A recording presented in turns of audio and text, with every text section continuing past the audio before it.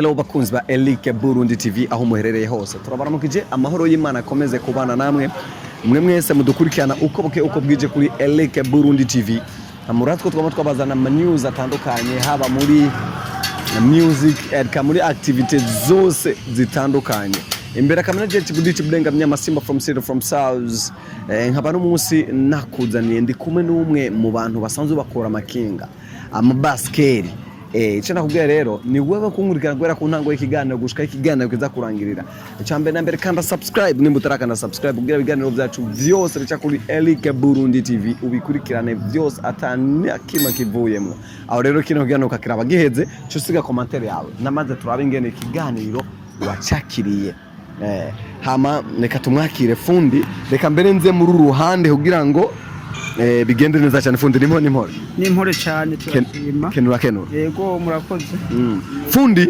wowe uri umufundi umwe mu bafundi basanzwe bavugwa cyane hano mu gisagara basanzwe bavuga cyane mu ginjo gukora amakinga uri rutumwako mbe ni kubera iki uri rutumwako mu kazi kawe ko gukora amakinga igituma kwitwa banyita bitumako no kubera nkora ibintu neza yego bakabyemera kabona ko ibintu bikomeye bikoze neza cyane yego aho cuvugangwa kaba bitumwako yego okay Fundi umaze imyaka ingana gute uri muri kano kazi kawe ko gukora amakinga imyaka 17 irakwiye imyaka 17 bimaze gushika sohora abantu bangahe ndamaze gusohora abatari bake barashika nk'umunani uko yego okay nize ntambamye ukunze guhura nazo muri kano kazi kawe intambamye ntizibura dufate mu kazi kiwacu kamisi yose kuko twe turabafundi tukadandaza n'ibyuma barashaka kugutwara ideni bashaka kuntwara ideni ntibangarukanira amafaranga cyangwa uwo muntu kubera bagufitiye amahera ntagaruke no gukoresha iwawe iyo ni intambamyi ya mbere ndibaze ko intambamyi ni nk'izo nyene kugutwara ideni ntibakurihe. Okay. Hari ibintu bivuga yuko umuntu akora amakinga mu myaka 2 uzobona agiye gukora amamoto naho. Mbe kubera ko umaze imyaka 17 ukiri mu gukora amamoto utagize ati reka nanje ngenda gukora ukiri mu makinga utavuze ati reka nanje ngenda gukora amamoto nayo. Gituma ntagiye mu mamoto nagombye kubandanya umwuga wanje w'amakinga. Natanguye nkora akazi gusa nkora mekanisye mu nyuma ndatera intambuko ndangura n'ibyuma by'amakinga shiramo n'urudandazo urumva ko kugira ngo ibintu byinjire neza urihangana ugakora ukabandanya icyo nyene ukakimetiriza ni jambo rimwe akazi k'umwuga wo gukora amakinga karakwiye karantosheje yego mbe Fundi nice ikintu uwo buhanura abantu baba jene cyane kenshi batinya gukora ibintu by'imyuga abajene ndabahanura kuko muri iki gihe itongo nyamukuru ningendanwa ni mu mutwe rero urabona ko n'amatongo yaze nta buzi bukiboneka nta ho kurima hakibaho ni jambo rimwe no bahanura ko nyaruka nyabona bakiga gukora bakiga imyuga haba ibyo ukora bya mekanisiye kubaka gushona n'ibindi bintu nk'ibyo byo nibyo bisigaye bidutunze muri iki gihe. Okay. Nice kintu catumye uza mu kwiga umwuga wo gukora amakinga? Mu jambo rimwe mu kugira nige gukora amakinga ni nkuko nyene nabuze ibindi nokora yitegereza mbona bariko barakora iby'imyuga babayeho neza cyangwa numva nanje ngizishaka ryo kwiga gukora amakinga kugira ngo nibesheho. N'umunsi Fundi arafise umuryango arafise umugore arafise abana mbe abana bawe hari numwe umaze kwigisha umwuga wo gukora amakinga? Abana baracari bato